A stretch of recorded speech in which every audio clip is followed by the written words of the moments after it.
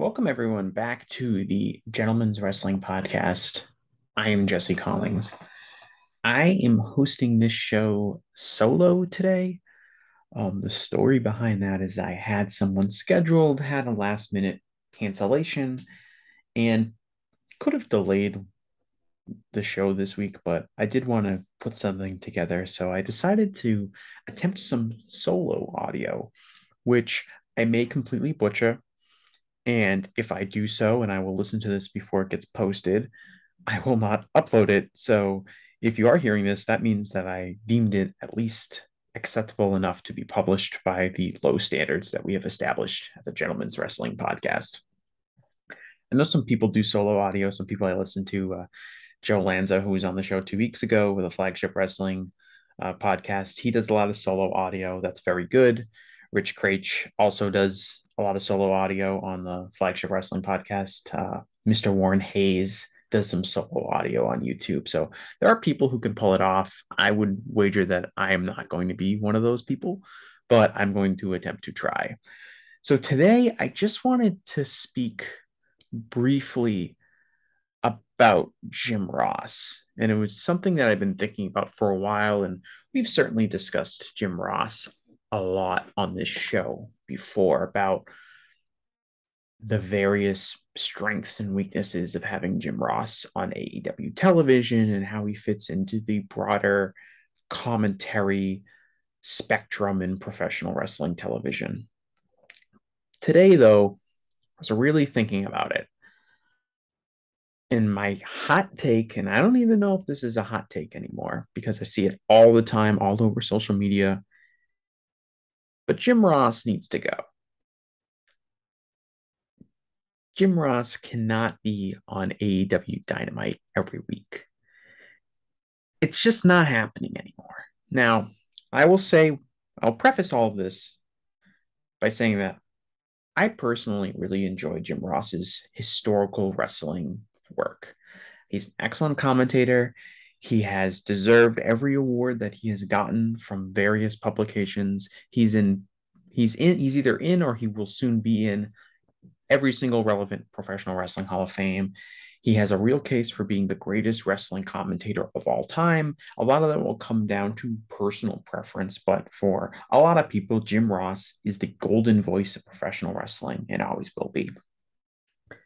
He's had a remarkable career. He's worked in a bunch of different promotions. He's, started out in the territories and working for Bill Watts and eventually going to WCW where he was really excellent on the TPS broadcasts. And then obviously his run in WWE, which everyone knows and is easily his most famous run in pro wrestling.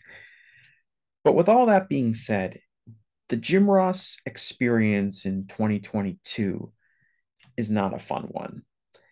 His problems as the voice of AEW are numerous. The most obvious one is that he simply doesn't have his fastball anymore. And this is true for pretty much every single broadcaster of significance in any type of form of entertainment, especially sports. We all have our favorite sports broadcasters who are awesome at their peak of their powers and become legends and icons at that point in their career, but they always hang on for a few extra years too long. And then all of a sudden, they're terrible. And it can end up hurting their legacy. I don't think Jim Ross has really damaged his legacy through his time in AEW. But I do think that what he's doing at the moment is really something that shouldn't be on television each week. And we'll start with the obvious, right? He's confused by the product. Not a match or segment goes by where Jim Ross gets something wrong. He doesn't know what someone's name is. He can't remember what the name of some faction is. He can't remember the name of a manager or another person at ringside. He can't remember angles that happened. He can't remember what certain moves are called. All of these things come into play. And it's okay you don't have to be perfect on wrestling commentary. Nobody is. It's fine. But when it becomes such a regular occurrence, it's a real problem. And it becomes almost distracting And I'll get to that point in a minute, but Jim Ross's inadequacies are distracting if you were a viewer. So, in addition to being confused and really not being up to par when it comes to knowing what's going on in the ring as you're supposed to be calling it or at least reacting to it, the much bigger issue with Jim Ross is that his obvious disdain for the AEW product. And that's the other thing. Not only is he confused, not only does he not remember names, he openly opines against the product that he's supposed to be selling to the audience. We all know that he likes to bury the referee and he likes to complain about how the referee's not doing a good enough job. It's become a meme at this point. It's unbelievably tiresome. If he said it once or he only said it for like crazy 10-man tag matches, it would be okay. But anytime that there is more than two people involved in a wrestling match, whether it's a tag team match, whether it's a match between two singles wrestlers and they have a manager on the outside, whenever there's more than just two people, Ross will say, "Oh, the referee's got to get control of this. The referee's not doing a good job. Hey, ref, turn around." All of these JR-isms, which again, in a vacuum, as isolated incidents, would be okay. But it's every time and it's every week. That's a problem. Because again, it becomes distracting.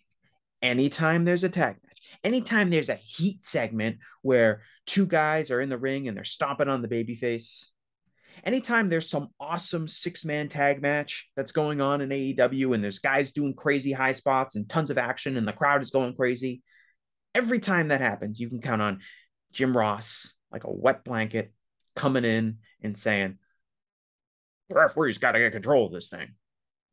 Hey, ref." It's awful. And again, it becomes distracting. It's almost similar to WWE's camera cuts and kind of the excessive editing that goes on with WWE. When you watch WWE, and once you kind of find out about those camera cuts, and once you start noticing that they do excessive amount of camera cuts, it suddenly becomes all you can notice.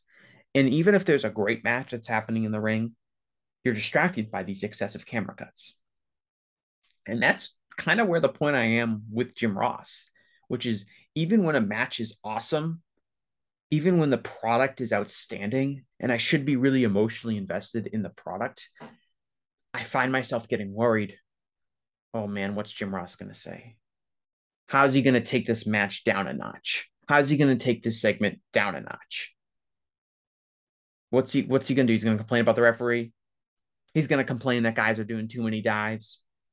He's going to complain that a spot is stupid. He's going to say something like borderline offensive to about a female wrestler. All of that stuff runs through my head, and that's not a good thing. And again, it becomes distracting. His disdain for the modern product. And look, Jim Ross came up through the Bill Watts era of territory wrestling. I'm not surprised that he doesn't quite either understand or approve of a lot of the modern wrestling practices.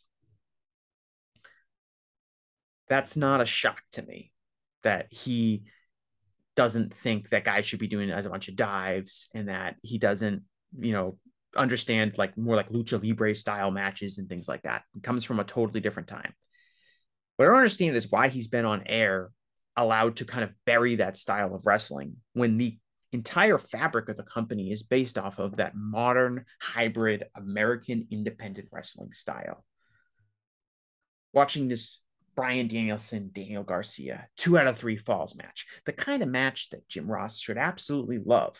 And he loved it. He didn't bury that match on commentary, but he did go out of his way to kind of bury everything else because while he was watching this heated 2 out of 3 falls match, focused on a lot of mat wrestling, 2 great technical wrestlers and Bryan Danielson and Daniel Garcia, a lot of emotion, great wrestling match. Even the old school heads can appreciate that kind of style of wrestling. And during it, Jim Ross says, "Well, this is great. You don't have guys in there slapping their leg. You said that on air. I understand what Jim Ross is saying. This is a old school style wrestling match. Doesn't involve a lot of super kicks where guys are slapping their leg as they kick to give it added emphasis. Kind of become a meme for old wrestling people to complain about everyone slapping their leg. But what that really is a direct shot at a lot of the people on the roster, because that's, obviously a common thing. A lot of guys use a super kick. But it's the Young Bucks. Young Bucks are the ones most famous for slapping their leg, right? Especially in those kind of old school wrestling circles. Young Bucks are killing the business. They're all slapping their legs. The Young Bucks, who, by the way, are largely responsible for the creation of AEW and the kind of popularity that they helped spark on the American independents, created enough interest to kind of justify another wrestling company to pop up and for someone like Tony Khan to make the long-term investment in founding AEW. It's the Young Bucks. It's the modern independent style, the style that Jim Ross appears to disdain. And without that, who's paying Jim Ross a big salary to call wrestling matches full time on national television? It's not WWE. They sent him packing a long time ago. Vince McMahon wouldn't want him back. I don't know about Triple H. Maybe Triple H would want to bring him back and put him back on air. But even if he did so, I doubt it would be weekly. Doubt it would be on a show that's routinely finishing in the top two and it's nightly for the night in its demographic. Who's paying Jim Ross to live his lifestyle if AEW isn't around? And yet, Jim Ross has the audacity to bite the very hand that feeds him. Let's bury the Young Bucks. Let's bury that whole style of wrestling, the style of wrestling that's become popular enough with a new generation of wrestling fans to launch a new wrestling company, to create a lot of economic opportunity, not only for Jim Ross, but for a lot of people, a lot of older people in the business who the business had been kind of done with. Look at his partner, Tony Schiavone. Look at Taz. Those guys were out of the wrestling business for the most part. They're certainly out of it full time before AEW showed up. So where's that air? What's with that arrogance? I don't get it. I mean, I do get it. Jim Ross in a lot of ways thinks he's helping the product by kind of pointing out some flaws, pointing out some of the mistakes wrestlers are doing. In his mind, he's helping create a more sports environment. And I'm sure there are people who are, as I wrote, clutching their Mid-South wrestling tapes, sitting on their couch and saying, Jim Ross is just telling the truth. These guys are stupid. The ref needs to get control. There's too many dives. Sure, there are people out there agreeing with Jim Ross. They like that he's telling them the truth. But Jim Ross's job isn't to tell the truth. Jim Ross's job is to sell the wrestling product. That's what his job is. His job is to make every single wrestling match seem really cool, make all of the wrestlers seem like badasses that you want to see engaged in combat. His job isn't to tell them the truth. His job isn't to cater towards your 50 and up demographic. Those people's demographics don't matter when it comes to those Showbuzz Daily charts. Those people aren't going to net AEW its next television contract. Jim Ross should be selling the product. That's your job. You're a salesman if you're a commentator in pro wrestling. And he knows that. He's been a great commentator for decades. But he can't seem to get past his own ego and his own interpretation and his limited scope of what pro wrestling can be to actually do his job adequately. And that's the thing. This isn't the case of, pick your guy. I'll use Tim McCarver as an example. Tim McCarver, who was the, MLB color commentator. At the end of his career, he was on Fox, did the World Series games with Joe Buck. Really kind of lost his fastball, kind of pointed out dumb stuff, seemed kind of confused by some of the stuff that happened, would go on non sequiturs that went nowhere. But in his day was a great announcer and highly respected by a lot of people. Kind of at the end, he got a little moldy around the edges and wasn't a very good commentator. He kind of wrote, and then they kind of wrote him out. And he's done. He has been on television. Probably retired about 7 or 8 years ago now. But this isn't the case of someone just kind of getting a little old and kind of being phased down and kind of going away. At this point, Jim Ross is failing the basic requirements for his job. He's not up to date on most of what's going on. He's confused by what's happening in the ring. And I get it. Look, the frenetic pace of AEW can make things difficult. There's a million people on the roster. There's people who aren't on the roster who show up, and you're supposed to know who they are. It could be hard. It could be definitely hard for a viewer at home. Really shouldn't be hard for someone whose job is to know these things and to be announcing these things. That it's really not that difficult to be like to understand who Ace Steel is, right? If you know Ace Steel is coming out on television, just those things that he's just so he's confused by the product, and he's not very good on air. On top of that, he's burying the product left and right, and that's the most concerning thing is that burial of the product. Because if we go back and think about Jim Ross, if you really think about Jim Ross, he's probably one of the 5 or 6 most famous people involved in pro wrestling that are still alive and walking around today. He's obviously not a wrestler, so he won't come up in conversations of biggest stars or things like that. But if you're just going by who do casual, lapsed, or even non-wrestling fans, who do they recognize in pro wrestling? Jim Ross. It's got to be easily in the top 10, right? And I think more people would recognize The Rock or Steve Austin or Hulk Hogan or Vince McMahon. But after that, who's more recognizable than Jim Ross? He's become a meme. Everyone there's plenty of memes you can watch where people overplay the Mankind Hell in a Cell spot, the Good God Almighty, or the various memes that are play on. Oh my God, that's so and so's music. He's got a huge amount of cultural cachet, and it made sense for AEW to bring him in as their announcer at the very start of the company when you were trying to get people interested in your product.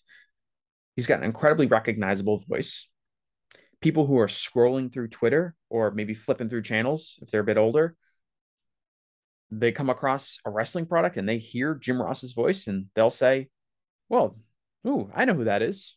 He's like the big wrestling voice guy. This must be, a major league wrestling promotion. This must be a big deal. This isn't a small indie or something like that. This is big time pro wrestling.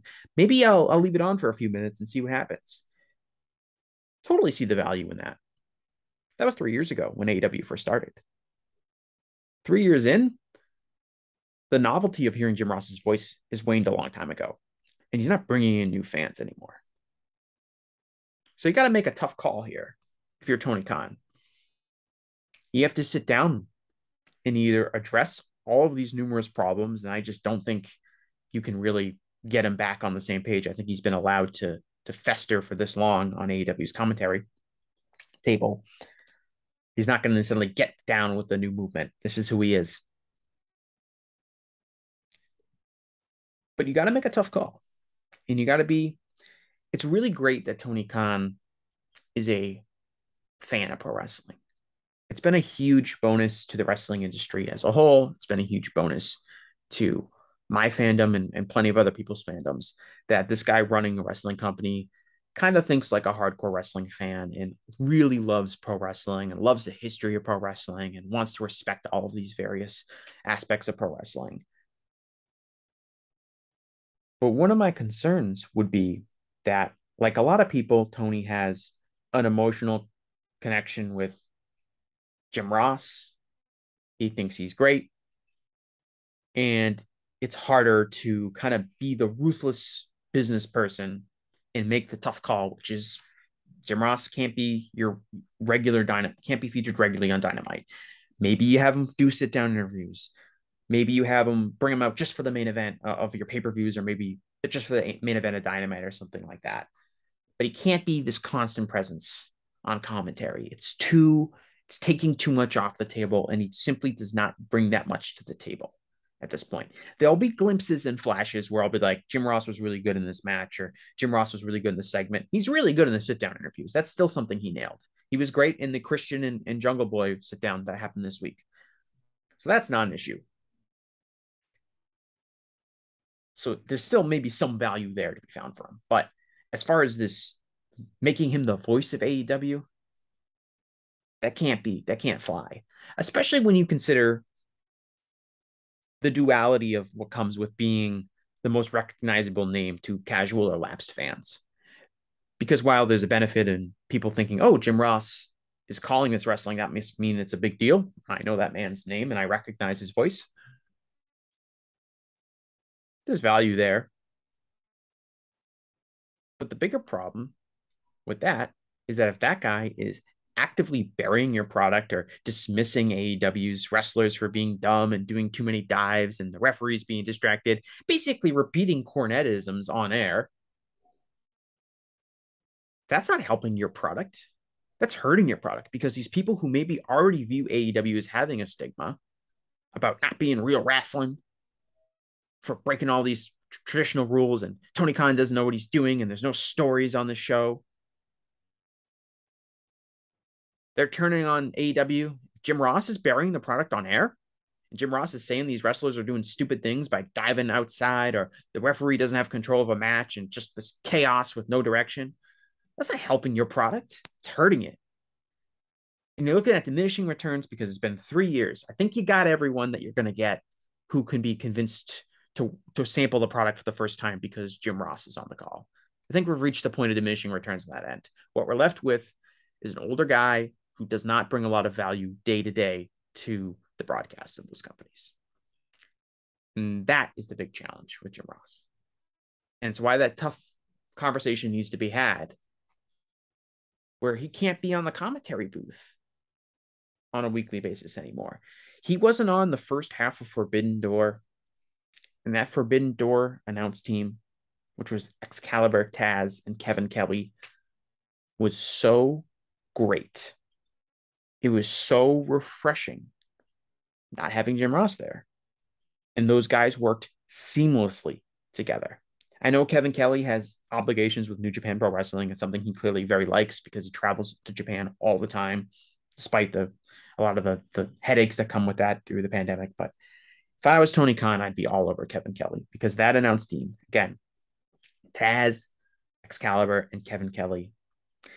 Tony Schiavone came out for one match. It was a Sting match, and he was awesome as well. So you can mix Tony. And Tony Schiavone's been great in AEW. And I was very skeptical about him being hired. But Tony, he's like the opposite of Jim Ross in that he's an older, recognized voice in pro wrestling, certainly for wrestling on TBS or TNT.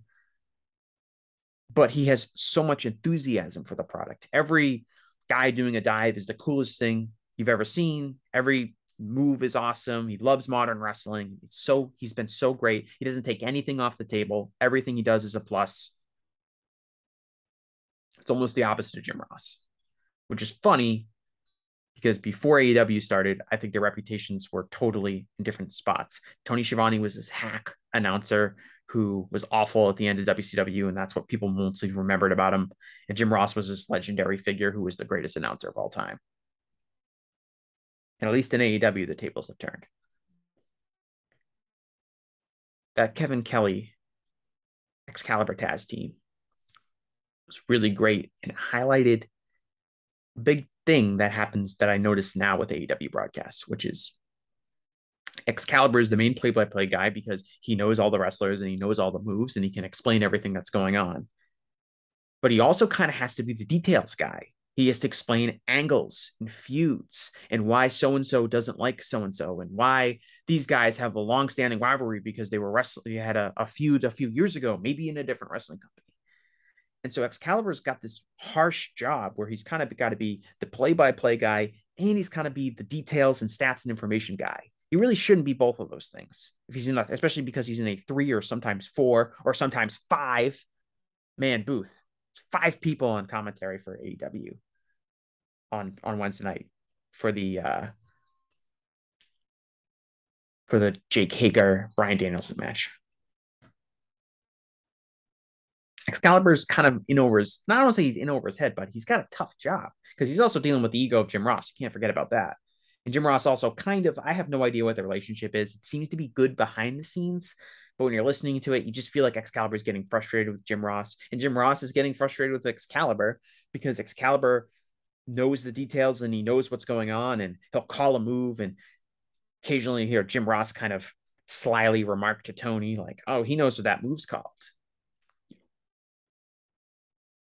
Excalibur will be, Tope Con Hello, and then JR will be Tope Con Hello, Tony.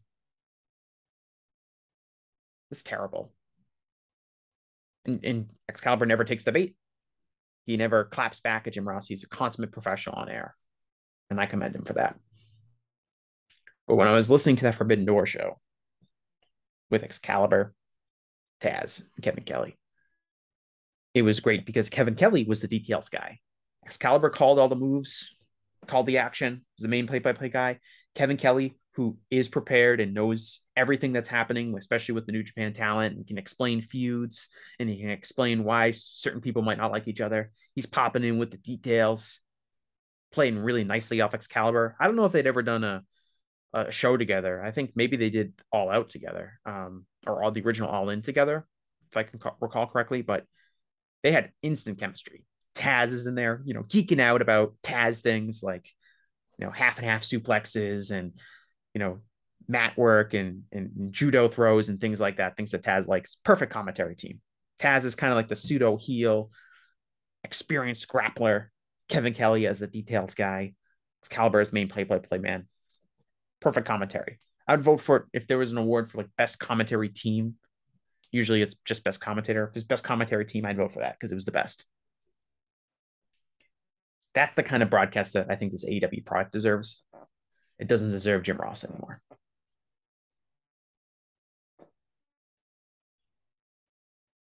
So I'm going to wrap that up here. So again, a shorter episode. This will not be the format for the show going forward. The format will be me and a guest, maybe a more reoccurring guest than others, but that's going to be the format. Unless this show does really well, then maybe we'll just be me talking into a microphone for 20 minutes.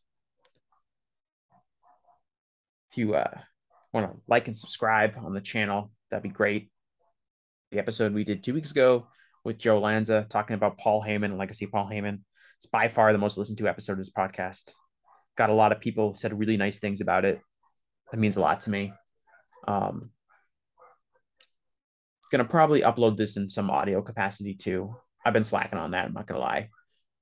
Can do better on that end. Trying to get an audio only feed for this show, but it's going to take a little bit more time for that. But I will get this up. So if you don't want to listen to on YouTube, but you want to be able to drive somewhere or walk around somewhere or do it during your workout and don't want to have YouTube open, I understand that. So try to get it up in audio capacity. It'll probably be in a really dumb, cheap way, like me uploading it to a Google Drive account so people can listen to the audio if they want to. But that's it. That's the show. Like I said, just want to kind of do something quick, but appreciate any feedback on this. If you think this was horrible, let me know. My feelings will not be hurt. This is a total experiment. Just felt like I wanted to talk about Jim Ross for a little bit. So check it out, Gentleman's Wrestling Podcast. You can follow me on Twitter at Jesse Collings. I'll see you guys again soon.